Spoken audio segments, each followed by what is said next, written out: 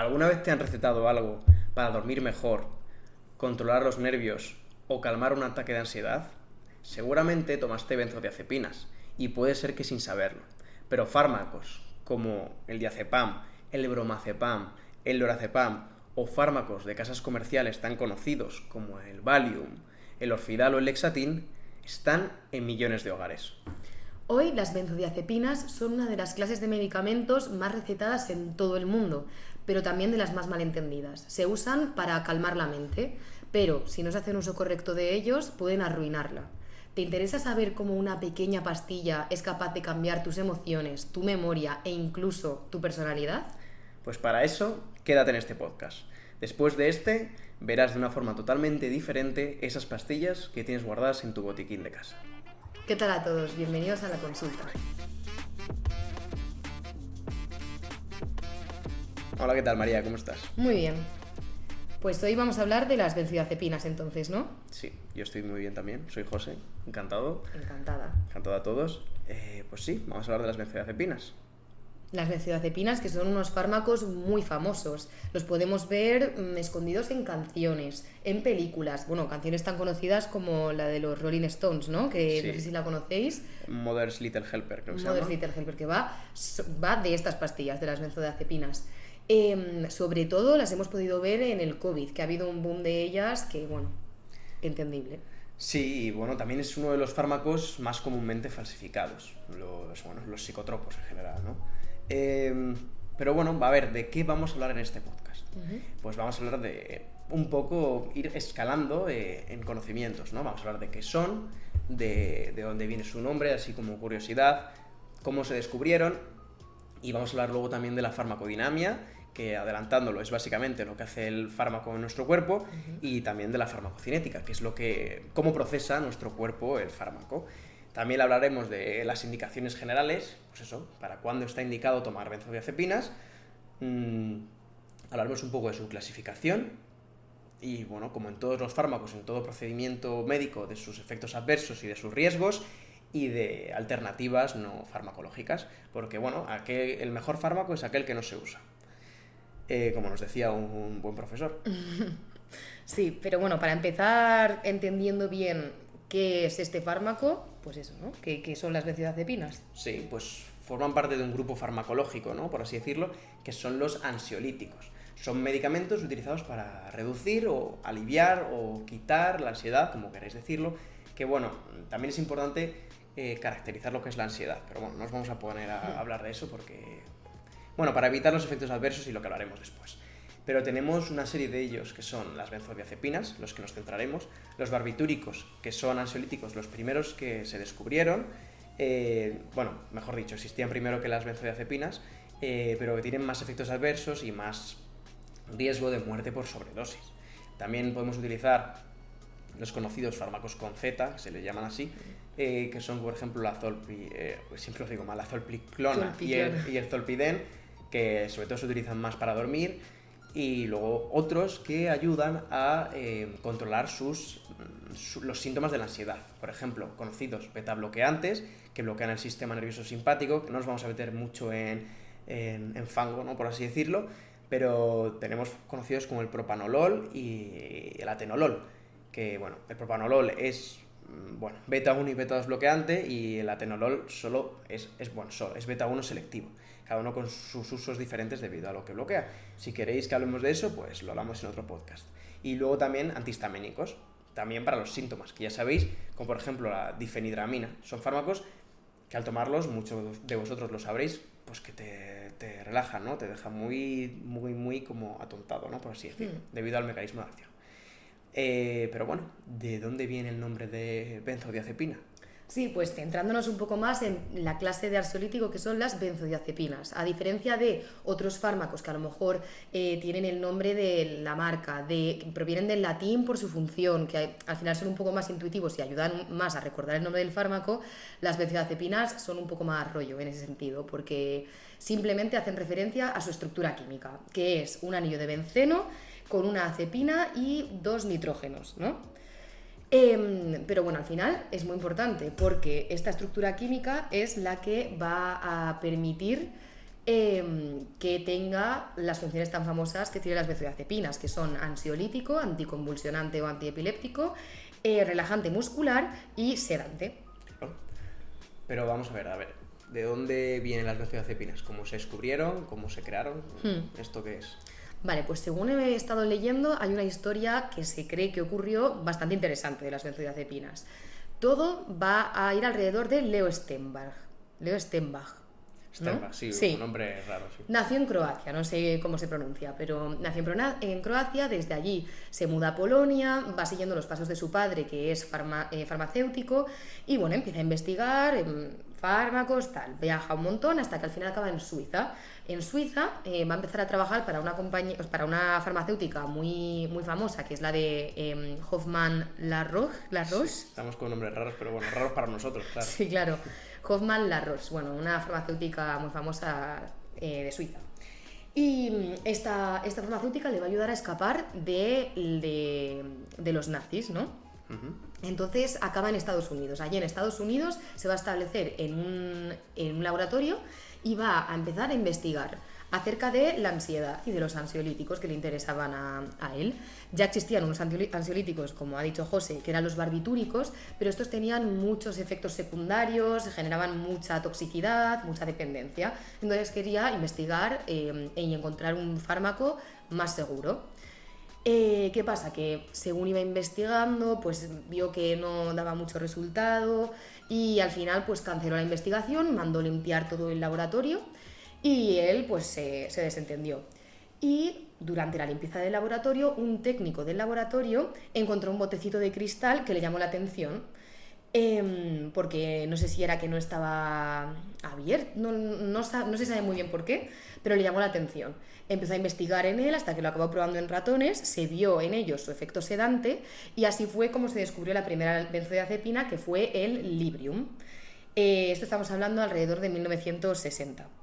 El Librium además es muy curioso, que decían que, bueno, entre otras cosas como efectos secundarios y demás, tenía un sabor muy amargo y entonces eso fue lo que propulsó a que cambiasen a que se reformulase, se reformuló al Valium, que ahora lo conocemos, que de hecho es el medicamento más recetado en Estados Unidos durante la década de los 60. Y de hecho es una pastillita, bueno, ahora es el Valium es el lorazepam. No, ¿es el lorazepam? Yo creo que sí. Bueno, sí. Ahora se conoce también con otro nombre. Es el diazepam, ¿no? El diazepam, sí, Vale. sí, es verdad. Pues eso, que es una pastillita amarilla muy reconocible, que igual os suena por eso. Sí. Sí, y bueno,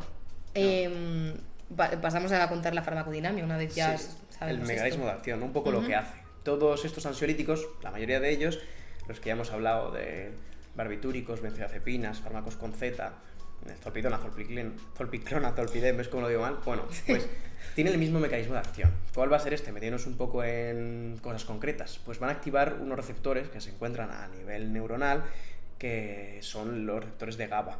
Estos receptores de GABA lo que van a hacer, para entenderlo, es meter cloro, porque son canales de cloro, ¿vale? Al unirse, pues por ejemplo, el diazepam se une, se abre el canal de cloro y entra cloro. El cloro tiene carga negativa y para que se entienda, pues se va a hiperpolarizar la neurona, se llena de carga negativa y como que se hace menos excitable. A lo que se traduce esto, a que te quedas pues más relajado, ¿no? Más, a no tener tanta excitación como hacen otros fármacos como la cocaína o, bueno, fármacos, drogas, sí. Pues este hace lo contrario, te quedas en un estado relajado. Otra cosa muy interesante que contar es que muchas veces se confunden con otros que se creen análogos, pero que son hasta antagonistas. Por ejemplo, los antidepresivos. Hay muchas veces que se toman tanto antidepresivos como ansiolíticos sin tener control. Estos antidepresivos, de hecho, tienen el efecto contrario. Lo que van a hacer es inhibir lo que se conoce como recaptadores de serotonina, que disminuyen los niveles de serotonina en el espacio intersináptico, es decir, entre neurona y neurona. Eso hace que aumente la serotonina y que se exciten más, o sea, que harían lo contrario, pero muchas veces se cree que hacen lo mismo. Luego también también se pueden confundir con los antiepilépticos, ¿no? Con los anticomiciales o anticonvulsionantes que se llaman. ¿Por qué? porque en algunos casos se han llegado a utilizar y se utilizan las benzodiazepinas, porque en la epilepsia, muy sencillo, lo que quieres hacer es evitar esos focos donde empieza la epilepsia, porque básicamente se sobrecarga el cerebro, contado mal y rápido, se sobrecarga el cerebro y entonces empieza a dispararse mucha electricidad. Y con la benzodiazepina a tope, lo que haces es, pues eso, reducir... no me sale, la excitación, ¿no? Exacto, de las neuronas. Gracias, la excitación de las neuronas. Y pues eso se han utilizado algunas veces. Y también con los anestésicos se confunden menos, pero es verdad. ¿Por qué se confunden? Pues porque muchas veces, ya lo veremos, es uno de sus usos, ¿no? No quiero adelantarme. Sí, pero sí. Básicamente. Bueno, habiendo hablado un poco de la farmacodinámica, ¿no? Uh-huh.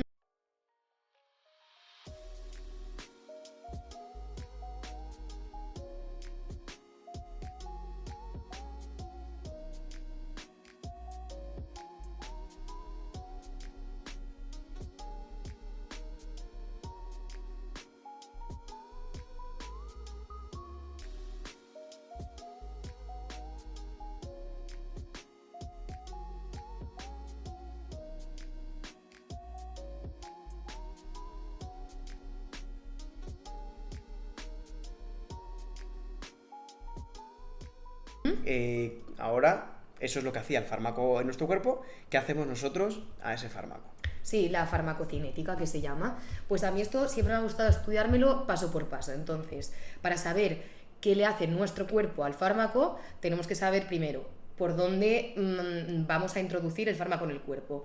Las benzodiazepinas tienen muy buena absorción oral, por lo tanto, por eso nos lo vamos a tomar mediante pastillas. Total, que nos tomamos la pastilla y esta pastilla, además, las benzodiazepinas son muy lipofílicas, lo que quiere decir que van a poder atravesar muy bien las capas de lípidos. Esto es muy importante porque necesitamos, bueno, esto al final va a ocurrir en todos los fármacos que vayan a actuar a nivel del cerebro, porque se necesita que atraviesen la barrera hematoencefálica, que es la barrera que impide que entren ciertas sustancias al cerebro, para que puedan actuar a nivel de las neuronas, como ha explicado José antes.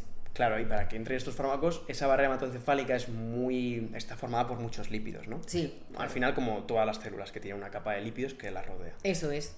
Entonces, el fármaco, gracias a que es muy lipofílico, va a poder atravesar esa capa, esa barrera hematoencefálica, y va a poder actuar a nivel de los receptores GABA y las neuronas. Además de esto, es importante saber que como son lipofílicos se van a acumular ¿dónde? Los lípidos, en las grasas, lo cual es importante tener en cuenta a la hora de ver, pues al final, el nivel de grasa que tiene un paciente, ¿no? Al que le vamos a recetar este medicamento. Después de eso, después de hacer su función y tal, el fármaco va a ir a parar al hígado, donde se va a metabolizar, dando lugar a metabolitos activos en la mayoría de los casos, en la mayoría de las benzodiazepinas. ¿Esto qué quiere decir? Pues que el fármaco al final va a dar como subfármacos. Sí, como subfármacos que van a seguir activos, lo que quiere decir que el efecto del fármaco puede durar más, dependiendo del paciente. Claro, eso es importante, porque aquellos que dejan metabolitos activos dan lugar a errores de cálculo, porque depende de cada persona, depende de cómo tenga el hígado. No es lo mismo una persona que bebe mucho, que tiene el hígado completamente diferente, a otra persona que no bebe, o depende de tu hígado cómo metaboliza ciertas sustancias, que eso también se ve. Entonces habría que tenerlo en cuenta. Y después de eso va a ir a parar a los riñones, donde se va a eliminar de forma renal por la orina. Además, estos fármacos, como son tan distintos, las benzodiazepinas son muchos fármacos muy distintos, que tienen, como ya hemos dicho, la mayoría generan metabolitos activos, pero no todos, tienen distinta vida media y además van a tener distinta duración de acción. Entonces vamos a poder clasificar estos fármacos en duración de acción larga, intermedia y corta. Larga podemos destacar, así como más utilizado, el diazepam, o el más famoso, el diazepam, que también se conoce como Valium. En duración de acción intermedia tenemos el bromazepam, que se conoce como Lexatin, el nombre comercial. Y en duración de acción corta tenemos el lorazepam, que también lo podéis conocer como Orfidal. Aquí yo me lo estudié en su día con un truco que a lo mejor os gusta, y José ahora también contará su truco. Entonces, para mí me servía mucho el decir, vale, diazepam, la vida media más larga, diazepam 10, por lo tanto la más larga. Luego bromazepam, la B de bromazepam al final es un 8, o sea, intermedia. Y lorazepam, si a la L le das la vuelta es un 7. Y entonces tenemos la duración de acción más corta, 7, 8, 10. Sí. Bueno, yo solo tengo un truco, y es que el diazepam pues me suena a día, que como si durase un día entero, ¿no? Y pues eso, de acción larga. Pero sí, está muy bien tu truco, la verdad. Y luego, Gracias. para que si os sirve y lo entendáis, aquellos que hayáis visto La que se avecina o que la veáis así al azar, de vez en cuando, pues por ejemplo, el Lexatin es lo que tomaba Bruno Quiroga, que estaba todo el rato pidiendo Lexatin, y el Orfidal, pues Javier Maroto. Sí. Sí, pero al final, ¿para qué indicaciones nos tiene que dar un paciente para que le demos este fármaco? Vale, le metí una patada al micrófono sin... Pero bueno, que indicaciones clínicas, ¿no? Generales, básicamente. Sí, indicaciones. Es un poco... Es muy... Tiene mucho que ver con lo de Javier Maroto y Bruno Quiroga, porque hacían un mal uso de estas benzodiazepinas. Básicamente hay que usarlas, bueno, se usan para la ansiedad, el insomnio, como ya hemos dicho, como anticomiciales en algunos casos, anticonvulsionantes, que es lo mismo. También relajantes musculares se puede dar en cierto caso, y también para medicación preanestésica. Empezamos con la medicación preanestésica. Es algo que sobre todo se da a gente que está muy nerviosa para relajarse, pero también porque tiene efecto sedante, ya sabéis, pero no se utiliza para inducir el sueño, al menos a día de hoy no. También para la ansiedad se utilizan aquellos para la medicación preanestésica de acción corta, que no lo he dicho, para la ansiedad de acción intermedia y larga, ¿no? Como el diazepam. ¿Por qué? Porque te interesa algo que no estés tomando todo el rato, que tampoco genera adicción. Entonces, cuanto más espacias esas tomas, es más fácil que no generes tanto adicción o dependencia y que no estés haciendo trabajar tanto al cuerpo. Y luego en el insomnio, justo todo lo contrario. Quieres que te actúe rápido y que no te actúe cuando te quieras despertar. O sea, que te tomas una de acción corta como el Lorazepam, el Triazolam también. Y luego, pues nada, anticonvulsionantes, acción corta. Es decir, que son fármacos de segunda elección. No son los primeros que se utilizan, que hablo muy rápido, para la epilepsia. Y luego, pues, por la misma lógica, pues relajantes musculares, porque reducen esa excitación neuronal y con ello, pues, muscular. Eso es. Pero claro, como todo fármaco, todo proceso que se lleve externo en el cuerpo, tiene sus beneficios, pero también tiene sus efectos adversos y sus riesgos. Y de hecho, bueno, que es importante que hablemos de esto porque se utilizan mucho estos fármacos. Sí, sí, es muy importante porque, ahora lo contaremos. En general, las reacciones adversas más frecuentes, si se hace un uso adecuado y controlado, van a ser la somnolencia, la sedación, como es obvio, que al final es para lo que se usan, la disartria, que es no poder articular bien las palabras, que también tiene sentido, ¿no? Cuando estamos más sedados, hablamos más lento y nos cuesta más. Y ataxia también, que es la incoordinación motora, y una cosa muy importante que es la amnesia anterógrada, que esto es que se te olvidan las cosas desde que te tomas el fármaco hacia adelante, anterógrada. Esto es importante, primero, porque la gente los usa para aprovecharse de otras personas, ¿no? Sí. Desgraciadamente. Y también porque se les puede olvidar a los pacientes que se han tomado el fármaco, Claro. y se lo pueden volver a tomar y puede ser un problema. Y ahora, lo que es verdaderamente importante de los efectos adversos de estos fármacos es la adicción. La adicción que pueden generar tanto física como psicológica. Adicción psicológica se puede ver, por ejemplo, en una epidemia que hubo de su uso en Estados Unidos, que, la gente... Sí, bueno, ahí el sistema funciona diferente a España. Sí. En España hay un sistema, ahora no hay tanta diferencia, pero es un sistema en España muy nacional. Allí iba más por estados y las farmacias no tenían información compartida, y entonces la gente se aprovechaba de eso y iban a diferentes médicos, ambos médicos les recetaban para tomar benzodiazepinas, e iban a diferentes farmacias y adquirían en un solo día lo que normalmente puedes adquirir en España, por ejemplo, en 2 meses, ¿vale? Para que se entienda, igual estoy exagerando mucho, pero para que se entienda. Entonces, pues la gente tomaba muchas benzodiazepinas, se hicieron muy tolerantes. Bueno, te dejo. Sí, bueno, como ha contado José, esto al final es un ejemplo de la adicción, tanto psicológica como física. Lo que decía, psicológica, por esta necesidad que tienes de, jolín, cuando me tomo la pastilla estoy bien, y cuando no, pues tengo más ansiedad. Entonces, al final, psicológicamente tú lo quieres. Claro. O, Sí. perdón, a veces la sensación de decir, es que si las dejo de tomar voy a tener muchísima ansiedad. Entonces tomas y tomas. Eso es. Y esta dependencia física, porque cuando dejas de tomarlas, sobre todo si lo haces de forma brusca, sin tener un control médico, que es como suele pasar, te genera un síndrome de abstinencia, que al final es el que todos conocemos de las películas, de cuando alguien deja de fumar, cuando alguien deja de beber, ¿no? Es este síndrome de abstinencia que además es muy importante porque tiene unos síntomas muy parecidos a los de la ansiedad, que es esta como exaltación, sudor, bueno, al final te encuentras muy mal y quieres volver a tomar esa sustancia para que se te quite esa sensación.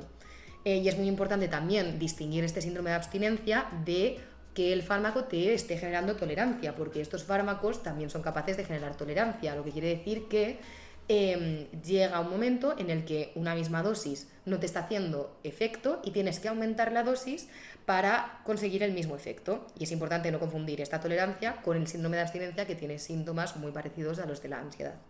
Claro, porque sí, la verdad es que lo has dicho perfecto. Sí. Sí.